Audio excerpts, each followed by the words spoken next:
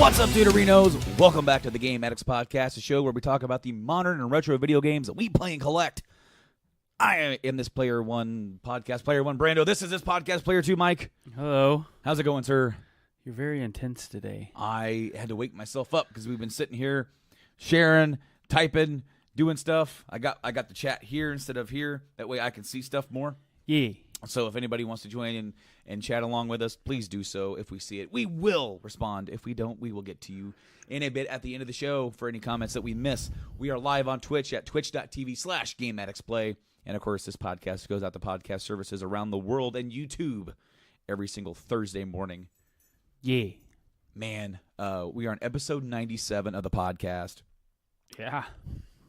Inching closer to 100. And somebody asked me, Brando, what are you guys going to do for 100? And I said, we're going to do a show. They're like, what about? Anything special? I'm like, I don't know.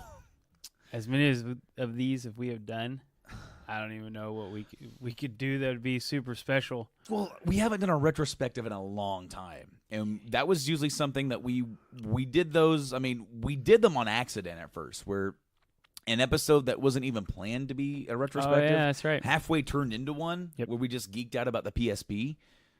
And it wasn't even called, like, retrospectively. We didn't even call it a retrospective. Right. Like, it was just called PSP Go. Or Game Addicts Portable is what it was called. Yeah. My bad. Yeah. Game Addicts Portable.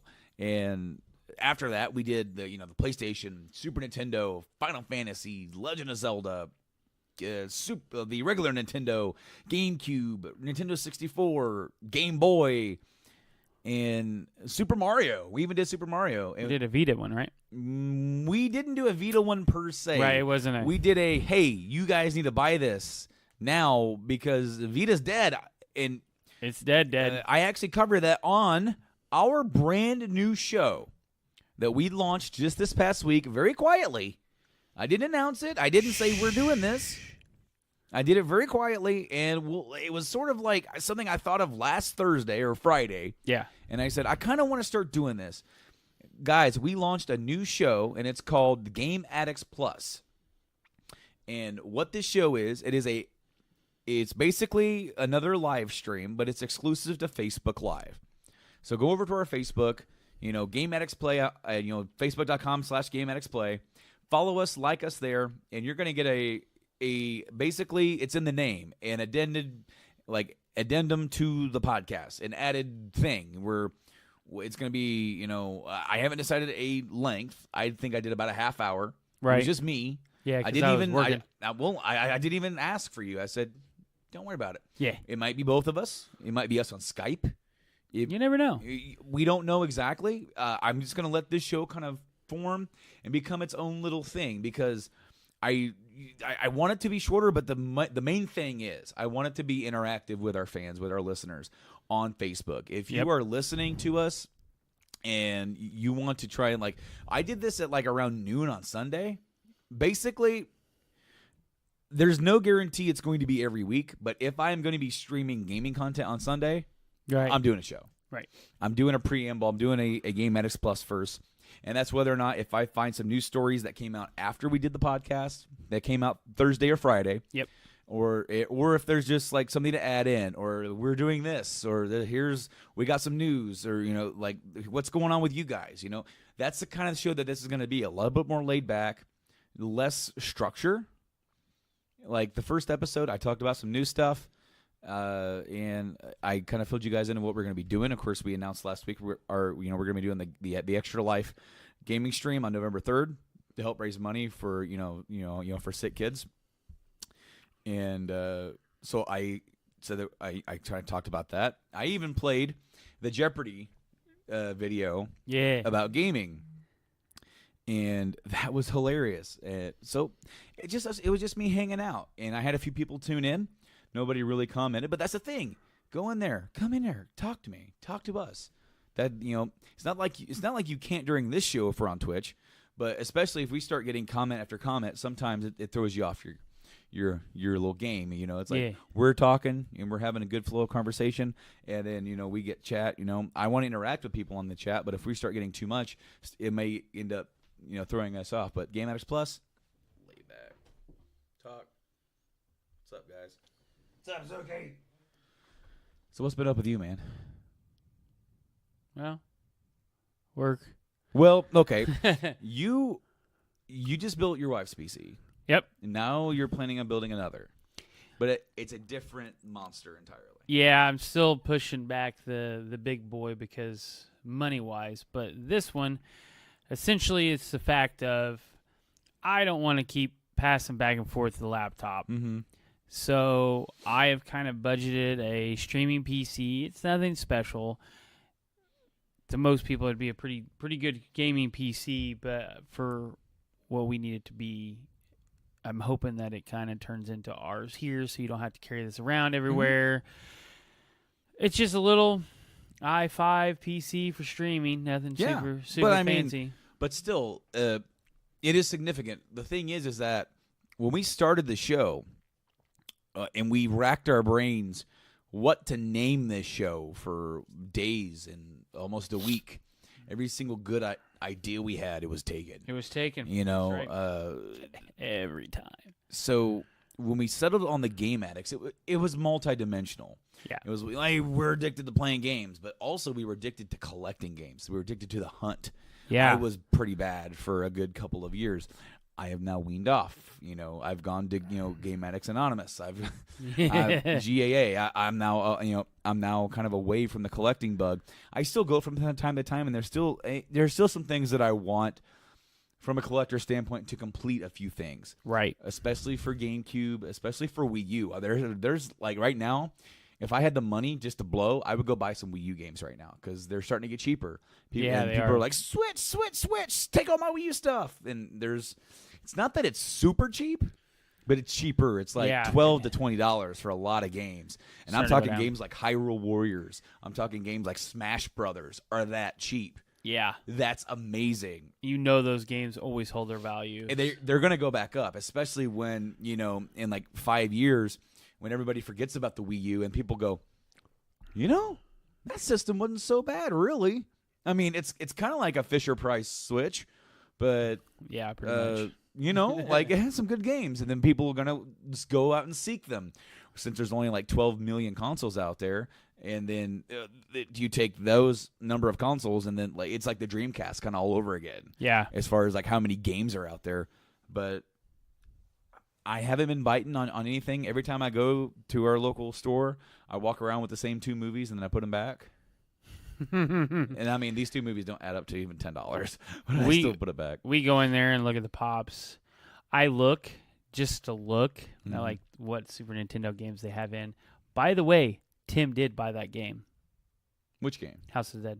Did he actually buy Saturn? He bought it. The House of the Dead 1 and 2 for the Saturn? Yep. That had been there for $75. Well, it was normally like 100. It was originally 110. Yeah. So he said he didn't even try. He just went in there and said, "Yep, I want it." Because he was talking about it to us for a while, and I was like, "Hold on." So he was going to go in there and try and haggle. Yeah. Well, he was kind of like wanting to see what it was if the price had went down. And I was like, they do that the second they ring it up, it shows the price. So. Right, even if the price tag hasn't changed or has changed. If it has changed and gone lower, they're going to give it to you for the lower price. Yeah, I told him, I was like, you can go in there and haggle all you want. It's not like, because he went to N and B, and he was like, yeah, you kind of haggle that guy a little bit. I was like, yeah, but this is a chain. You're not. It's different. You Disc get replay, what it is. Yeah, no, they don't haggle. They have a system.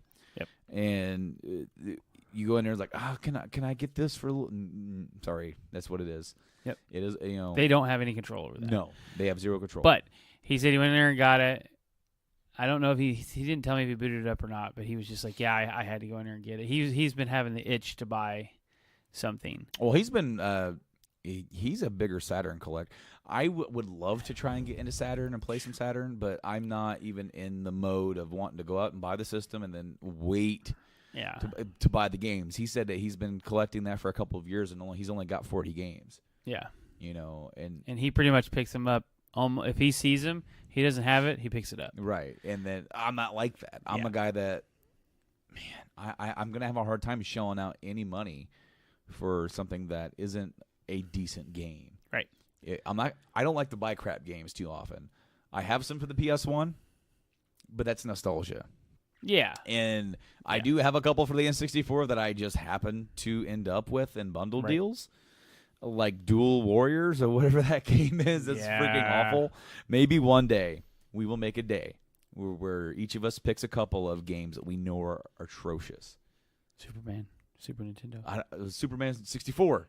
Superman 64. Superman 64. I tell you what, Batman GameCube. Batman. Oh, Dark Tomorrow. That one. Mic drop. That Boom. one that I have. It's oh, man. so Yes, bad. yes. That was getting played. That is a mic drop right there. But Dual Warriors is really awful. There's a few others that I have that are really bad, and it would be entertaining. I don't think I have too many bad games. When you go back to the N64 and the PlayStation era, and you're getting into the dawn of the 3D gaming. Yeah. Oh, yeah. A lot of stuff is just bad. They haven't. Just think about your control of the camera. Like, there's only really one or a couple of games that got 3D gaming right, and the pinnacle of it all is Super Mario 64. Yeah. See, for me, when those 3D games started, I was not fond of the camera at all. Right, because you couldn't control it. I couldn't control it to a degree. Now that I've gotten older, like I played on the 3DS, yeah, it's not bad. But in terms of actual control, getting like the space and the movement. Yep. Mario 64 had that down more than anybody. And Yes, I've played quite a few of them, and it is just amazing. Like, there's a few of them that are good. I personally do like Jersey Devil. Spyro, you can't play it. I don't like it that much. I'll be honest with you. I'm not a huge Spyro fan. I can't play Darksiders either. Wait, are you talking like on the 360 Darksiders? Okay, so I bought that game, super excited because it's basically like a Dark Zelda, and I was like, yes, this is gonna be awesome. Really tight quarters, no control over the camera, and every time you like kind of like dodge into a corner, it pops the camera up. That's what gets me. I don't mind that if they were to move the camera, it would shrink. That wouldn't bother me. But what bothers me is whenever it's like Spyro, you're flying through, and there's one where you have to weave in and out of those they're big cylinders, basically mountains, and you're going through and you're weaving. Well, as you weave through, you want to get the fastest time you can. Well, you're really close. Well, right when you get close, it pops that camera up on top, and I'm like, ooh. And then you go to the next one.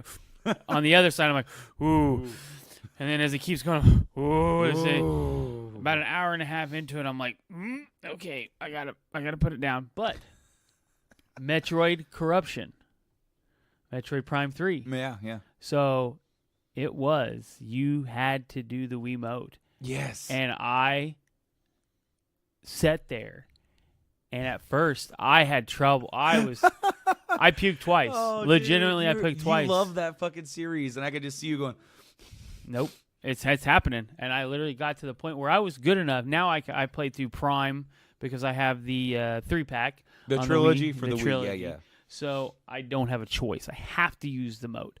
So I've got to the point where I've got it to where I'm pretty stable and actually pretty good at it. Man, back then, a lot of times that screen would just start spinning. I'm like, I can't get it to stop. Because I didn't have the Wiimote Plus. I had the old one. Oh, the original. So what I was trying to do is I was trying to play like this. I was arms up, out in front of you, trying to play straight ahead. Well, I couldn't keep my hand completely steady. Well, as I'm moving around, the screen's moving in like circles, like figure eights and shit. I'm like, God damn it. And then I move my thing down, and it's like, I go into a dead spin. I'm like, I gotta stop. But I finally got to where I was like, yeah, why don't I just put my arm on my leg and hold it like that and just move it around a little bit. And it worked. You know what? Okay. Throwing this out here. This is what we're doing. I'm a guy 24. We are doing great. He says, "Hey guys, hi guys, how are you doing? Thank you for coming back, dude. Thank you for coming back, checking us out." And dude, you commented on my Metal Gear stream, and you said my mic was off, and you like freaked me out because I'm like, I have been streaming for a half hour, and my mic is off, and I don't know it wasn't, but I was like, oh. Whew. I was like watching all these cutscenes and doing all this stuff, and I'm sitting here, commenting and like what I'm doing and all that stuff. I'm a guy who says you're most welcome, dude. Thank you for checking us out once again. But dude, yeah, it freaked me out for a quick second. But I have this idea. Okay, so episode 100 is coming up. Yeah, and we were like we don't really know what to do, what to cover. There's something special, and we're both kind of just like, there's nothing. Well, there is stuff that we can do. Well, there's a couple things. There are retrospectives on systems we haven't done yet. Yes. And so you feel free to shoot this down. Okay? All right, I should shut it down. Go ahead. Anyway. So feel free to shoot this down. But, you were just talking about the Wii. Yeah. What if we did a Wii/Wii U kind of in-depth? These are the games that are good to get. Because the Wii is such a flooded library. I was going to say the Wii could be like its own thing. The reason is that my collection of, I almost kind of consider Wii and Wii U the same, or like the Wii U to be like an extension of the Wii collection, if that makes any sort of sense, because I use the same system for both. Well, for us, yes, but and this is something that we both know. Mm-hmm. Nintendo did a terrible job at marketing this system. Oh, for the Wii U. Because it basically was the Wii U. Well everybody thought it was just an expansion where you bought the gamepad. Is that just a tablet for the Wii? Yeah. No. So they ruined it. But that's why I kind of wanted to include that, because for the Wii, I feel like it could be an episode by itself. The Wii U, you'd be pushing it. We almost kind of did that. Yeah. We almost sort of did the Wii U retrospective on episode 2. Right. This is going back. This is going old school. Retrospective on ourselves. Let's do a retrospective. Let's do a retrospective on ourselves. Okay, go. On episode 100 and just air reruns. Okay. No. I'm kidding. We're not doing that. Okay. So on episode 2, it was called We Love the Wii U, where we were like, you know what? There's so much hate for this thing, but it really has some really cool games, and it has some really cool third-party games, too. Yeah. Like, people just kind of forget that they were actually, like, there for a minute, they were, like, trying to, like, put some stuff out there. Yeah, like, you had Call of Duties for it. You had Need for Speeds for it. You know, like, they came out. Mass Effect 3 was out for it. The Arkham series, you had City and Origins for it. Yep. You had games for it. Assassin's Creed 3 and 4 went out for it. Yes. So, there are, like, I would love to do an episode where we talk about the Wii, history of it, its launch, because it's one of the biggest selling systems of all time. I believe it's second, right? I said one of. Yeah, well, I mean, okay. I'm just okay, you ain't got to get salty on me, Mr. PS2. You didn't even have one. I know. Mr. Dead to Rights. Hey. Watch yourself. If we had T-shirts, that would be immortalized on a T-shirt. Yes. We're going to put your face. It has to be. I have to be Dead to Rights, though. You get what I mean? Like, Dead to Rights. Well, like, I want to put your face on the cover box or box art for Dead to Rights, and it's you, and it's like Dead to Mike, Mike's Dead to Rights or whatever. But then it has the wrong system. But it has the wrong look. It's that box art, but it's because you thought it was on PS1 for whatever reason when we were doing the PS1 retrospective. That stuff, man. When that part of gaming in my life, I had so many different systems spread out. I was still playing the PS1 for a long time. And well, the funny thing is that I think you told me you played it on the Cube. Yeah, you didn't even play it on the PS2 because it came out for all three. Yeah, but the Cube is what I had until I got an Xbox later on. Right. And that was my late. But that was a running joke for a long time. Was what system is it on again, Mike? Shut up. And because you thought it was on the PS1, and so we're gonna get a PS1 like style of like like the old CD jewel case PlayStation Dead to Rights. That would be a T-shirt. That would be a T-shirt. Maybe one day we'll actually start getting some T-shirts made up because I have another idea. Because like when we got back into it and together, and then I started doing the tagline at the beginning of the episode. What's up, Deuterino? Because that's what I call my kid. Right. You know, he goes, "Hi, Daddy." I go, "What's up, Deuterino?" And then I just started doing it for the intro of the podcast. I want it to be the Doritos logo, but it says Deuterinos. You know? Yeah. Anyway, so we just watched right before the show. We just watched the Red Dead Redemption 2 gameplay trailer 2. Yes. And that got released a few days ago. I remember sitting there at lunch watching it. Yeah. With Blaine sort of looking.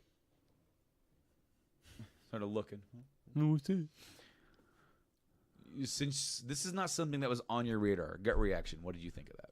I think it looked freaking fantastic, to be honest with you. I mean, there's nothing really out there that even looks remotely as good as that. Well, it's 105 gigabytes. I hope so. Damn game ought to play itself. No, but yeah, right.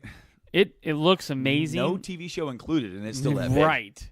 I like the dynamic of the main character. You can mold him the way you want him to be molded. You can interact with people. Your actions have consequences, and the fluid cinematic into real time. And he's not a custom shell where he's just you made this character, you name him whatever you want. He has a character. He has a background. Right. You know, kind of like a shepherd in a way. But even with Shepherd, you get to form his background with a few things and change. You know, what is his class and or her class or whatever. You get to do that with Shepherd. With this one, with Arthur, you can really take him from the beginning. Like I said, Marston, the guy from the first game or from Red Dead Redemption. Mm-hmm. You know, you can play it good or bad. You can be an outlaw if you want and just become notorious for kind of just killing people like that you're against. But at his root, he's still a good guy.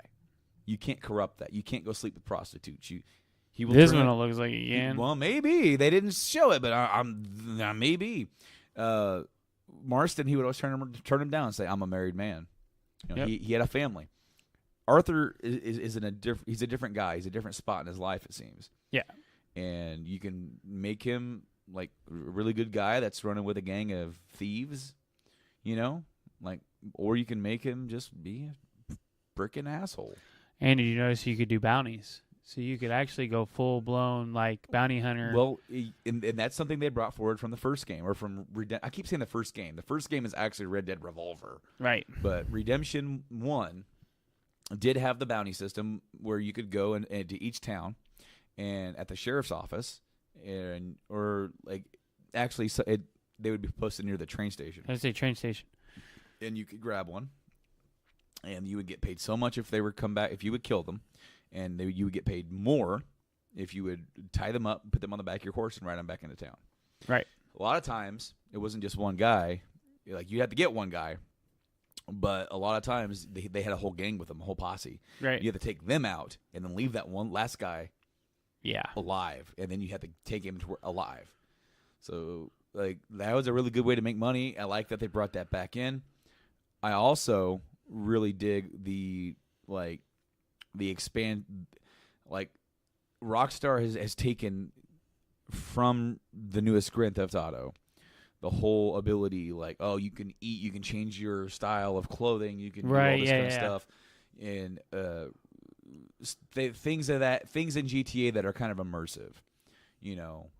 And they brought that forward. I like how his facial hair will grow out. Yeah. If you don't shave it, I like that a lot. I like how people will comment on how bad you smell if you don't bathe. If you don't bathe. That's kind of cool. That's cool. They're almost making it like a RPG. They're putting aspects of that into it because when you played Grand Theft Auto 5, there was RPG aspects. Right. Especially when you would for all three characters had different stats for driving and shooting and different thing and flying. And you could actually improve all of those. If you will grind it and you go out driving and try to become a good driver, you could really grind that skill level. So what was Trevor's skills? Trevor was a maniac. I was going to say, he had no skills other than he just didn't give a fuck. I know Franklin, his little skill power is that he could kind of slow down time while he was driving. Right. And so he could be a good driver. I ended up having Michael take flying lessons and do that, and I became a good flyer with him. And then Trevor he was my rampage dude. He was crazy. Complete crazy. I loved switching to him just to see what he was doing. Like, you go and let's just be honest here. I hardly played the story, but I did just roam around and have a good time, because to me, that's what Grand Theft Auto is for me. And I would play for about 25 minutes, and then I go, I wonder what Trevor's doing. Click, running butt naked down the road, and you don't have to control him. Or waking up on a railroad track, completely in his underwear. Yeah, he would just. But I like the fact that you could wait a little bit, and he would still be doing whatever it is until you actually like made a command, and he was just like running down the road. Just, what are you doing? Or waking up in the bathroom of a strip club. That I remember one time he woke up on the side of a bridge, like on like the railing of the bridge, and wearing like women's lingerie. God, they did such a good job with that. Well, what they really got to do with Grand Theft Auto 5, with the 3-character dynamic, is that they were able to make a character like Trevor playable. Right. Where he is because if he was the only main character of the game, that game would have been like, as far as like the level-headed people of the world are thinking, this is what this game is. This is dumb. I don't want to play it. Well, not only that, but it would be ridiculed for like, promoting just complete craziness. Yep. Like everything that they said Grand Theft Auto 3 was, when you could get with hookers and then kill them and get your money back. Yeah. And literally, your character would sit here like this. She would sit over there like that, and the car would just rock. And then your health meter would fill back up, and then she would just slam the door and leave. Mm-hmm. Even though there's no visual anything, it's just the rocking back and forth. The implication of fornication. Wow, look at that. Hey, look at you go. Look at that. That's some host words right there. That is. I remember that being on Oprah. Yeah, they made a big deal about that. Oh, man, they were like... But then if you have it be Trevor be the main character, and he's a complete psychopath... Yeah, they blow up. They would blow up. And now they put in the other 2 characters, your Franklin and your Michael, to keep it kind of level. It's like, well, Franklin is almost like a callback to like CJ in a way. Right. From the from the streets of Los Santos. He's that guy. Michael is almost in a way a callback to Tommy Vercetti from Vice City, kind of like that gangster, or he was involved with some like these guys, and thick as thieves. But so you had like all this character dynamic between the 3. I love how we're going back to a single character with Red Dead 2, and you really get to mold him. Yeah. And make your decisions with him. One of the biggest things I like is that they added heists into the game. Just like they've been doing that for a while. Like in 5. In 5, I really like that aspect. Now, what I'm hoping for in Red Dead Redemption Online is that same type. You can team up with posses and go. Team up with posses and go. What's up, dog meat? What's up, dog meat's mom? Bye, dog meat's mom. All right, so in this game, you can switch to first-person view. It didn't look that... So, it didn't look as good as I was hoping, but also it was very brief. Yes. Now, there is something that I can say that you can do. Now, if you saw when you're riding on the horse, they had the little jostle. Yeah. You can turn that off. Yeah. So it'll be steady. Like that way you can aim and you're not sitting there going, ooh. That way. Yeah, that would be me. That way if you get motion sickness, you can turn that little like jostle off. I just threw up my mouth a little bit. Easy, killer. And it wasn't it was like a burp that turned into a blurp. Do I need to get the Oreos? No. No. Because that's what came up, man. All right. I like that you can do it. You know me. That's not my first go-to. No. I like to see my character. When I play games, I like to like get lost in it like a TV show or movie. Right. For me, becoming the character, I am this guy, has never been the way that I played games. That's just not me. I want to see a character. I want to influence the character. Right. I want to help guide him along. I want to make those decisions. I want that choose your own adventure type thing, but I don't want to sit there and see it completely through his eyes, or in most first person playing games, his chest.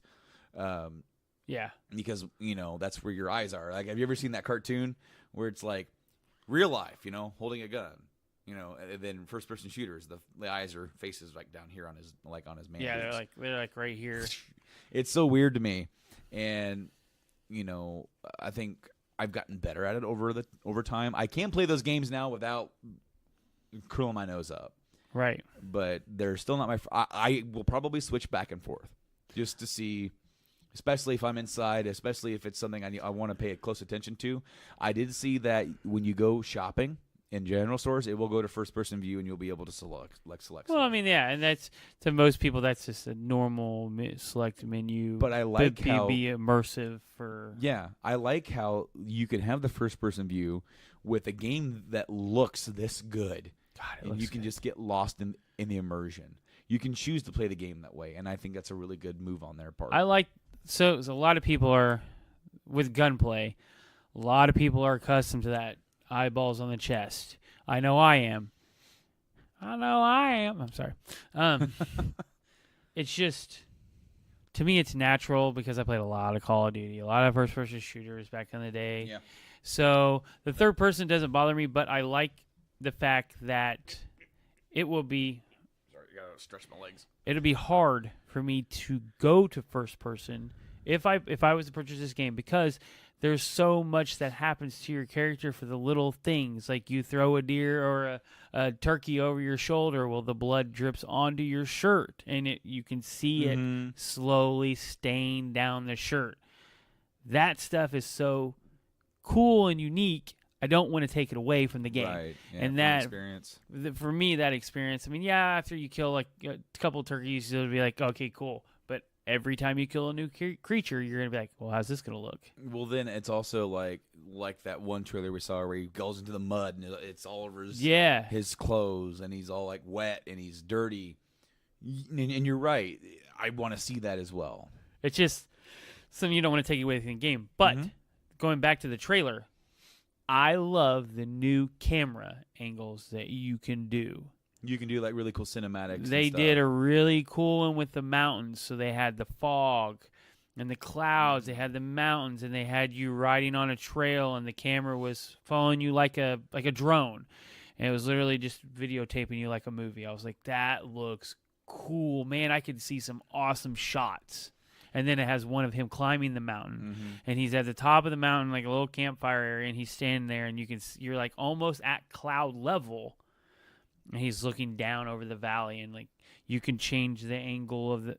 That's cool to me. That's what I would have more fun with, is just going around and be like, oh, this looks cool. How can I capture that? Than playing the game. I've always thought that the Deadeye system breaks the game for me, because. What are you going to do? When first thing you go into a fight, first thing I'm going to do, ka-chink, done.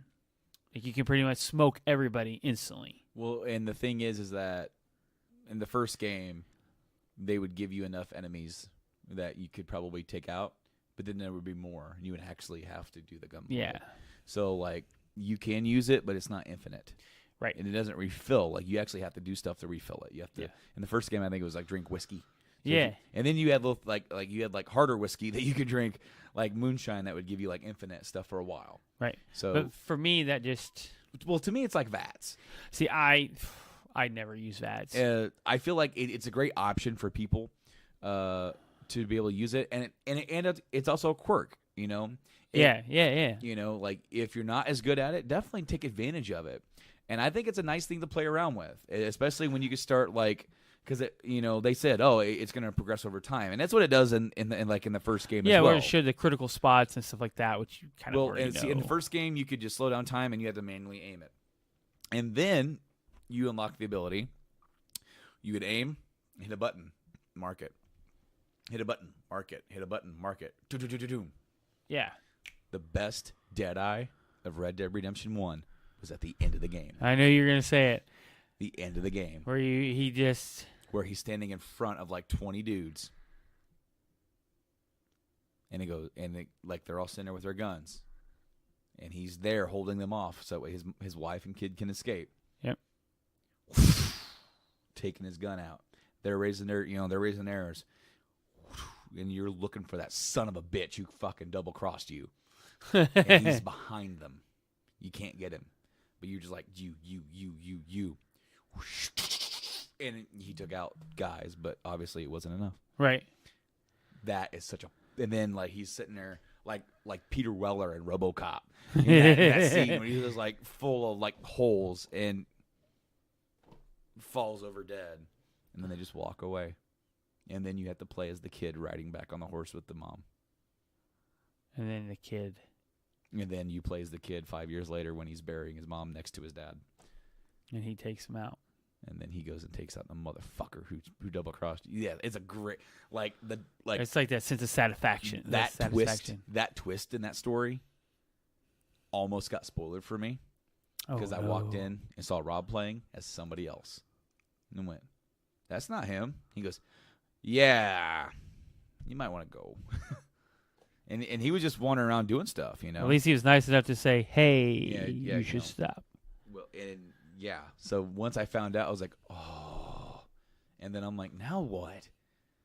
And then you go hunt down the dude that was that old guy's retirement from the government agency, you know. That pretty much early FBI or whatever. Yeah. You know, like U.S. Marshal or whatever, like whatever they were back then. And that was his big retirement. Texas Rangers, Power Rangers. I'm sure it was the Marshals, but like he's off on a hunting trip down in Mexico. You go to his house, talk to his wife. She's like, he's down there hunting with his buddy down there in Mexico. You go down there, you find his buddy. He goes, yeah, he's over there down there by the river. You walk up there, and he's in there, and he's shooting ducks or birds or whatever, duck maybe. And he sees your character, the son, doesn't recognize him, right? Because obviously his hair's growing out. He's got facial hair now. He's a young man, and as soon as he's like, "You remember John Marston?" He goes, "You're the boy, aren't you?" I get it.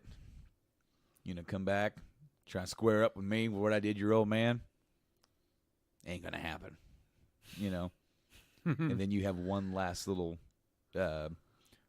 duel, and with the red eye or with the dead eye, and you just shoot that motherfucker right there in a river, and then he turns to walk away, and then and it goes into like the art style, you know, of like the box art. Yeah, and it does like that old west style of like, or the old west style movies where like it starts playing the credits and shit. Mm-hmm. Like, this is what made that game awesome. Like, the story was good by itself. It was good. You know, okay, the old thing, you getting your family back, that is what made it amazing. They've taken it to that next level. They do a good job. And I love the fact that Marston and his family are in this and it's before. Yeah. Because then you get that background story. Yep. It'll be interesting. I like the way it said you can pretty much do whatever you want. Mm-hmm. Well, and, like, you could to an extent in the first one, but to an extent. It was an early sort of, it was a pre-GTA 5 open world. And it looked amazing for the time, 8 years ago.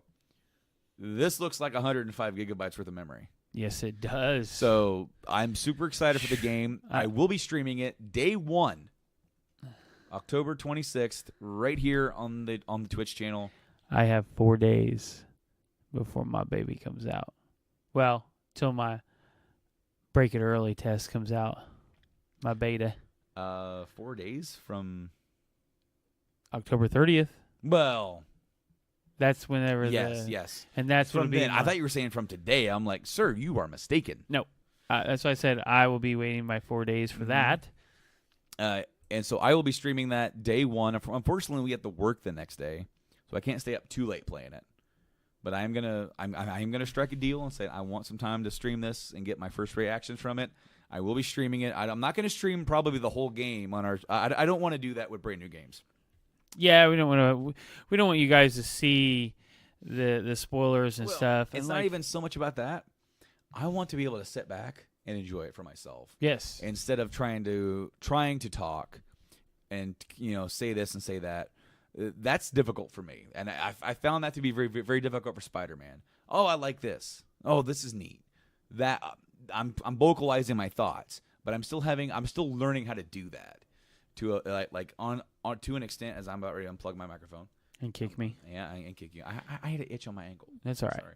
See, that's what it's going to be easy for me with Fallout 76 because my wife is as excited to watch it or play it as I am. Right. So that'll be cool. Plus, which gives us a unique opportunity to go old school to where we're sitting next to each other, but we have different TVs during our live stream. Right. So for Extra Life, we were gonna plan this big long schedule of I'm gonna play this game, then he's gonna play this game, then we're gonna do this. As of right now, we are probably gonna split the time up in between Red Dead Redemption 2 and Fallout 76. Yep. And that's it. Unlike if Fallout 76 servers are not working, which that's the whole point of it, and they stated that they are trying to break it. If they end up not working the whole time, which they may not be up, then we'll figure. We're gonna have a backup plan. We're gonna have some other stuff that we can do. But Red Dead will be streamed. Online was not starting until later. So I will get to play it. You'll see me playing it. You'll get to see me playing it. You'll get to try it out and play it for yourself, live on stream for everybody to see and. Oh, Red Dead, yes. Yes, we are. You switch. I thought you were I'm sorry. About 76. I was like, whoa. But I got it. Yeah, so we're gonna play both of those during the Extra Live stream, and it's gonna be a fun time. It will. I'm excited to play Fallout 76 with you, but you must keep in mind that we will have a couple of days, me and her, to play. That's what we plan on doing. Yeah. So you already have gear, but you already know Fallout. Yeah. So it's basically Fallout with no NPCs, really. Well, no human NPCs. So, moving on, Google announced Project Stream. Yes. So Monday, they announced a streaming service that lets people play games straight from their Chrome browser. Following reports earlier in the year that suggested Google was considering expanding into the gaming with the streaming service that allow players to stream games as opposed to downloading them or owning a physical copy. Google's announcement of Project Stream indicates that the reports were held weight, referring to streaming media as a technically complex process. Google's announcement said that its streaming efforts will be much more demanding than just streaming videos. Well, no, duh. Surprise. We've been working on Project Steam, a technical test to solve some of the biggest challenges of streaming, Google's announcement said. For this test, we're going to push the limits with one of the most demanding applications for streaming, a blockbuster video game. The first game that people will be able to play through Project Stream is indeed a challenging one, with Google's announcing partnership with Ubisoft to let people stream Assassin's Creed Odyssey in their browsers. Ubisoft's upcoming game that continues the AAA series releases on October 5th and can be played on that day through Google's Chrome browsers, but only for a limited number of people who must sign up here. Yeah. Well, saying that the new Project Steam service is a part of Google's efforts to build technology which supports and bolsters the games creators' efforts. The announcement also discussed some of the challenges that are associated with streaming a video game as opposed to a film or TV show. So it also says here... interactive dynamic. I mean, that's a big deal. Yeah, and the input and everything. Yep. To provide a preview of the Project Steam service in action, Google's video at the top shows the official gameplay capture from the new streaming service. The video indicates that the footage was recorded at 1080p at 60 frames per second through the Project Stream service. Whew. Video that shows the player moving seamlessly through ancient Greece in Assassin's Creed Odyssey. Google has not yet released details on how people can partake in the streaming service after the test on October 5th, but the announcement added that it's planning on taking feedback from the test. So, I need to get a back scratcher. Yes, you do. I'm sure everybody live on stream is enjoying watching you scratch your back. We also lost daylight. We did. Every single time, I'm like, we're going to go over there, we're going to sit right up and go. Never happens. No, we keep pushing this we'll show. We'll get this set up. I have an idea. Well, so what do you think about this? I mean, because obviously we know that game streaming is around the bend. We know, I have theorized that the next series of consoles will probably be the last one to feature, strict home owning your physical copies, and that they're probably going to have a streaming box version of those consoles. That's my prediction. Stream box or a Or a download box. A download like box. where you don't. And honestly, with Xbox going to streaming, they're making their own streaming service. PlayStation already has theirs with PlayStation Now. They're just adding download stuff to it. Right. So that's just where it's going. And then over in Japan, Switch has a streaming service over there where they have RE7 streamable. And actually, Capcom has said they're interested in putting more titles onto that. So I guess it's proven to work pretty well. The new Assassin's Creed scored. Let's look at Metacritic, okay? Because I know what IGN gave it, and they didn't plagiarize that one. Okay. Sorry, IGN. Yeah, it's just truthful. Hey, they didn't because we feel sorry for you. About IGN that, gave it a 9.2. That just seems so high for an Assassin's Creed game. But they're different now, man. Well, it doesn't matter because you look at the way that they back in the day. IGN always gave freaking Call of Duties like 9s, and they were literally the exact same game of last gen. But then you get them saying, okay, well, we put, I can't remember what game it is. They put a new game up, and they're like, well, it's more of the same, so we only gave it a 7. It's like, what about the 30-some entries of Call of Duty that's literally the same game, just from a different developer? That bothered me about IGN. But I digress. Continue. I get a little worked up over that stuff because I feel like they don't look at it as the entirety of the game and its advancement when it comes to those type of esports games. Okay, so Assassin's Creed Odyssey average score is 87 out of 100, 8.7. That's more acceptable to me. Its user score is 6.2. How 63 people who have posted this have already played enough to review that game is beyond me. This Japanese dude, or Korean dude, gave it a 10. But I don't know what he said. Yeah. But yeah, like Generation, Xbox, Os Gamers, Press Start Australia, and Gaming Train all gave it 9s. GameSpot gave it an 80 or an 8 out of 10. I mean, the thing is that the DualShockers gave it a 90. You know, Destructoid, they gave it a 90. Xbox Achievements, IGN Spain. Man, these are really weird. The Telegraph gave it an 80. That good old Telegraph. But starting with Origins, they took a lot of time off after Syndicate to really revamp and rethink their whole franchise. Right.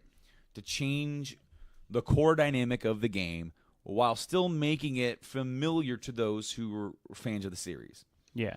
So you're going to have a lot of similarities to what has come before, but now it's an open world. Now it's basically what I've said. They took Witcher 3, copy, paste, put that over there, and now you have a action RPG system where you can actually upgrade, a lot of different things. So it's different. It isn't Assassin's Creed 4 or 3. It isn't those kind of games anymore. And the Origins and Odyssey, like the sheer fact that Origins came out and made people go,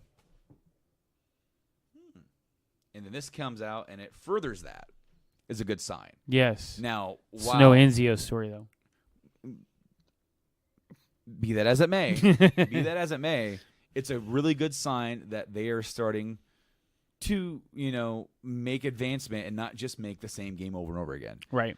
I've also heard that going forward, no matter what, they're going to let you choose your gender and make your character going forward. Instead of giving you, like, Ezio, they're like, okay, what kind of character do you want to be? And even though this is in ancient Greece, they're like, well, how can you be a woman back then? They're like, it's Assassin's Creed. Get your mind out of your prejudice. Yeah. And how many of the world's assassins have been women? A lot of them. Exactly. And they're going to say, sit the F down. You know why? Because they have the sex appeal. They can sneak in, they can get you alone, and then you're done. Plus, most people don't suspect a woman because they view them as weak and powerless, which they are not. Exactly. Well, and exactly what I said. They are blocked by their own prejudice. You know. So I'm happy for it, even though I didn't play Origins, even though like I'm not right now in any shape, way, or form going to play either one of these anytime soon. I'm happy for it because maybe one day when I'm like on a boring day, it's like I kind of want to play Assassin's Creed. If I do, it's going to be one of these two games because I want to go in here and see what they've done and for myself and make a decision for myself. So PS4 Pro price drop could be coming soon. Starting on Friday, October 12th, the PlayStation 4 Pro in Japan will be going from 44,980 yen to 39,980 yen. In US dollars, that's roughly going to be like $400 to $350. If this price drop doesn't kick in around the same time as Japan, we're assuming that we may see this deal pop up around Black Friday. On the flip side, though console sales in the West have been much stronger than they are in Japan generally, this could be a strategy unique to Japan to try and move consoles. So I think we are going to see a price drop soon. I think so too. Especially if PS5 is coming out in 2020. Yeah. I think we're going to see. I got auto playing video. Nope. Okay, never mind. It's not going to load because that video is not there anymore. Because the last thing on the news that we've got to talk about. Is it what I think it is? Yeah. So, yeah. Rocksteady's new game. Supposed new game because nothing is 100% concrete other than the guy with his phone videotaping a said-so game of a massive franchise. Yeah, and this video got blocked and has been taken down. I actually still have access to it on my cellular phone because I copied and pasted it. Oh, well. I never got a chance to watch the video because I was at work. Well, then, let's let you watch it. We're not going to watch it here. We can't.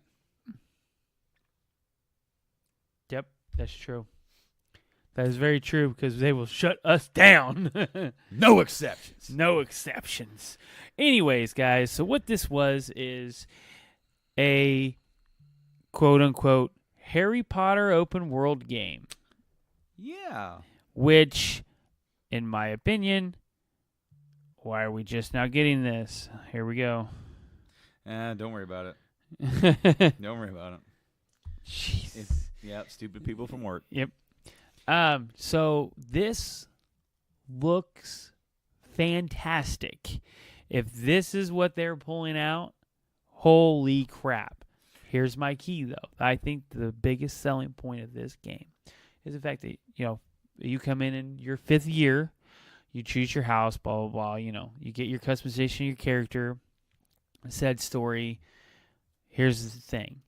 In game, do you make it like a real MMORPG or RPG together like Fallout 76 is, where me and you can make a party and go through these dungeons and tear some shit up?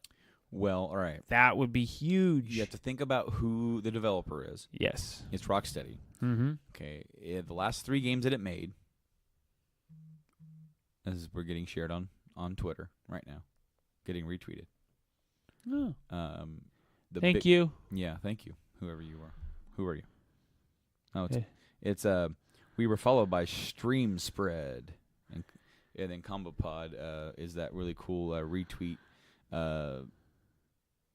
thing. If you tag at them and then tag #gaming, they'll show your stuff. So awesome. Rocksteady they are single player games. Yes. There are no multiplayer. You can't be Robin, run around with Batman. I know. So I'm thinking this is a different game because with Batman, I mean you're Batman. You're playing a Batman game to be Batman. You're playing a Harry Potter game, and one of the biggest things about Harry Potter that fans want, that I have a super fan living in my house, is the fact that she could get a hold of Mish and be like, let's play together. Boom. Go do stuff. I don't think it's going to be an online game at all. I don't think so either, but I think this is going to be... I wish it would be. I think it's going to be a single-player immersive game. RPG style. Action RPG that lets the single player get lost into this world in a way that you've never been able to do in interactive media before. And that they're not going to do an online thing for this that is a major overhaul, like 76 or anything like that. I don't think this is what this is. According, now this is rumors, guys. Set in 19th century, the 1800s Wizarding World. This third-person open-world action RPG game centers around your character and unique abilities who has earned a late acceptance into Hogwarts. You are a newly arrived fifth-year student that demonstrates a latent gift for magic and a unique ability to track and identify remnants of a potent ancient power. So, upon arrival, strange events begin to materialize in the Forbidden Forest, and trouble begins to brew within the castle walls. Together with Professor Elazar Fig, you embark on a journey through both familiar and never before seen locations to bring light to the truth behind these mysterious occurrences.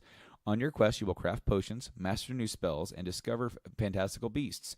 You will battle dark wizards, goblins, and other supernatural enemies and uncover the truth about your destiny. The fate of the Wizarding World lies in your hands. Features: journey to Hogwarts to become one of 8 wizarding types. Experience Hogwarts, make new friends, uncover new secrets, and change the fate of the Wizarding World. Experience a new magic system that creates countless possibilities to master magic. Freely explore the Wizarding World for the first time. Choose your house and friends at Hogwarts and decide to pursue a path of good or evil. Create your own witch or wizard and experience an all-new story separate from the books or films. Which is a great way to go. Because that's something you don't really want to toy with. No, and you don't really want to. You don't want to mess with kind of that. like in the Knights of the Old Republic kind of deal. This is set far enough back, probably in the late 1800s, right? Mm-hmm. To where if you watch a Harry Potter movie, a lot of that stuff that's over there on that side of the realm, if you will, still looks dated anyway. Right. So when you're going to be at Hogwarts, it's not going to look or feel any different than if you were there in 2007. Right. It's going to look the same. It's going to look the same. Maybe a little more fresh and new. Yeah, maybe. Because sure. We'll see.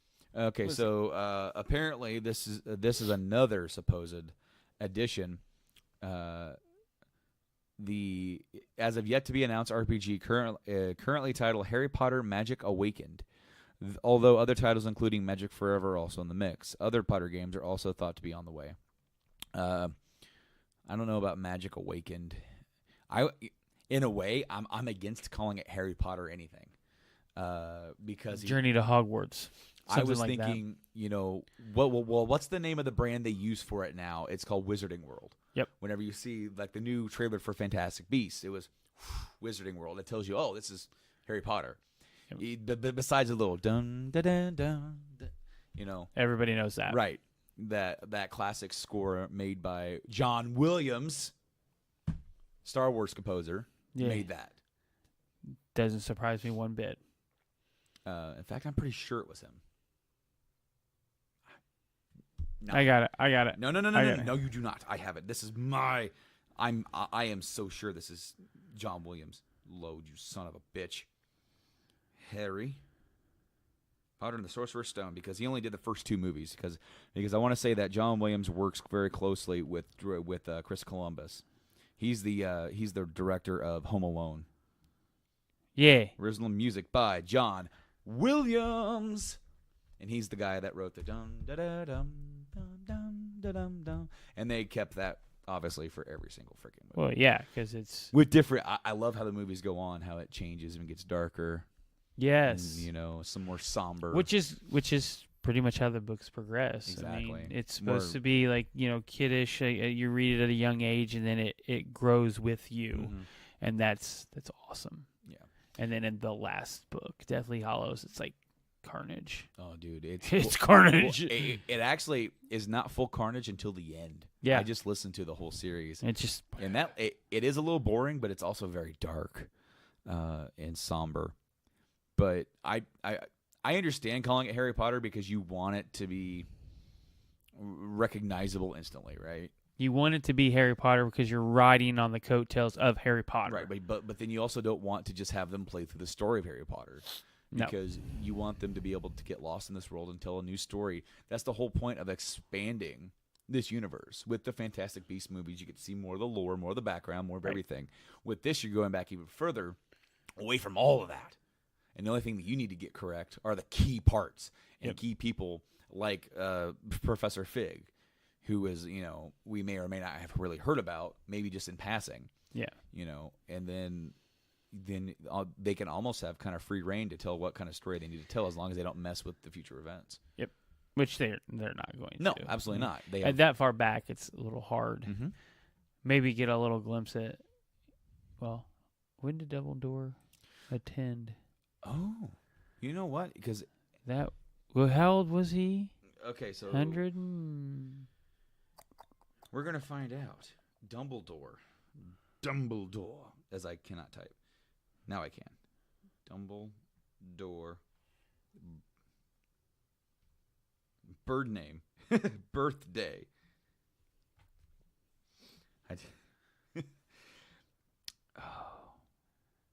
He was born the summer of 1881.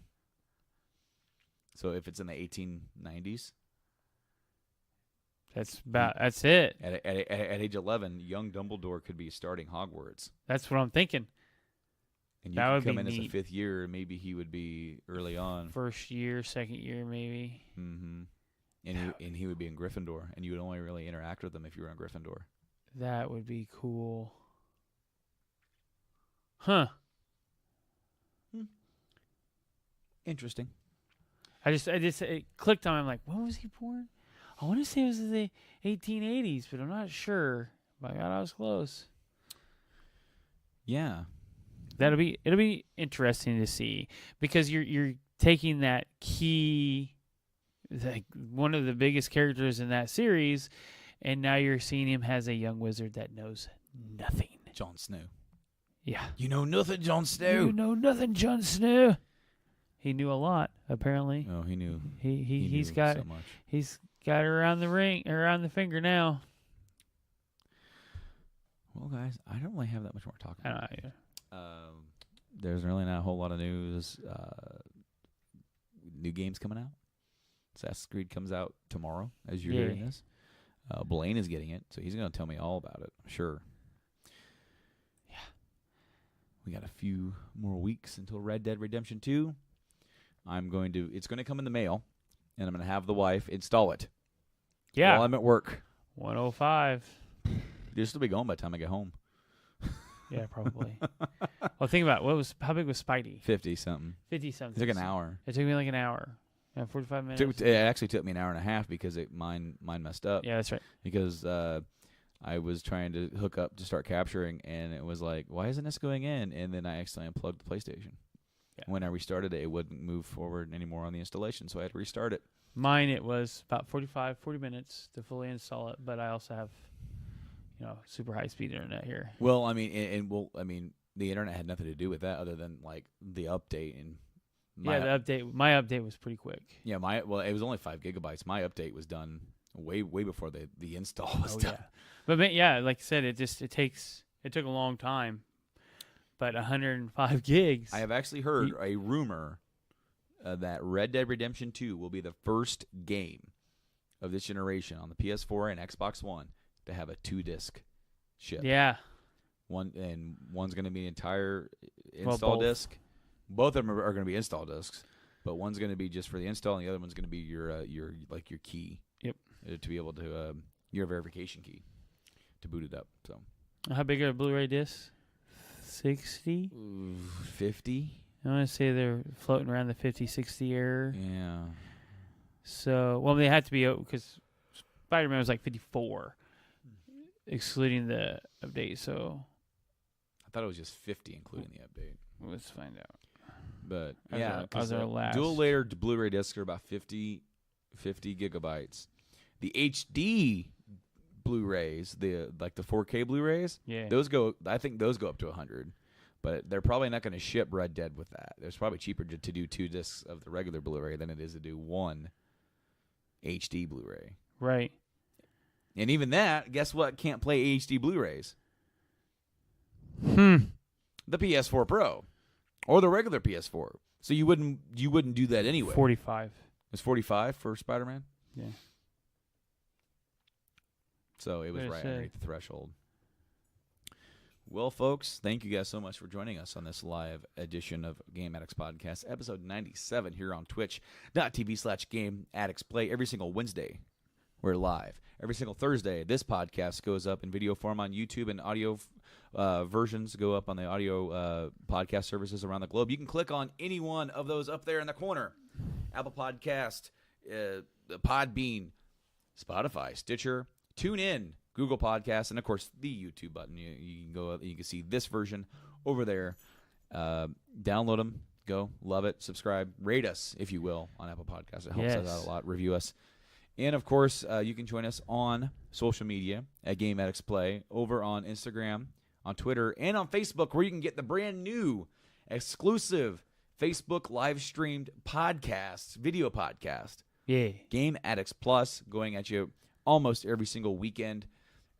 Stay tuned for that. It should be about noonish on Sundays. I'm going to send out an update, usually, hopefully about an hour before I go live.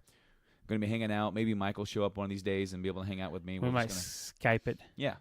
Probably Skype it since I just ordered something new. Sure, absolutely. And then, by all means, go check us out over there. And then, of course, we play games. I play games right now. He's going to start here soon once he gets that PC built, and we're going to stream games right here on the Twitch channel. I've been working my way through the Metal Gear series. I can now do FF7 again. I got my save back. It's now uploaded to the cloud in case that PS4 breaks again. I'm glad we got it fixed. Yep. I'm glad that it was the power brick. Yep. And it fires up just fine. It doesn't give me any fight. Does it still sound like a tornado? Yeah. Or a jet engine, I should say. Oh, yeah. After a while. If it's just sitting there not doing anything, it's fine. Did you use that micro fan? I was using it before, but it doesn't help. It doesn't help? Nope. Yeah, oh well. Yep. So, until next time, I'm out, man. Hold on. Let me rewind that. Until next time, guys, I've been Brando. And I have been Mike. We've been the Game Addicts Podcast. See you later, guys. Game on. Have fun. Have a good one. All that good stuff. Laters. Bye.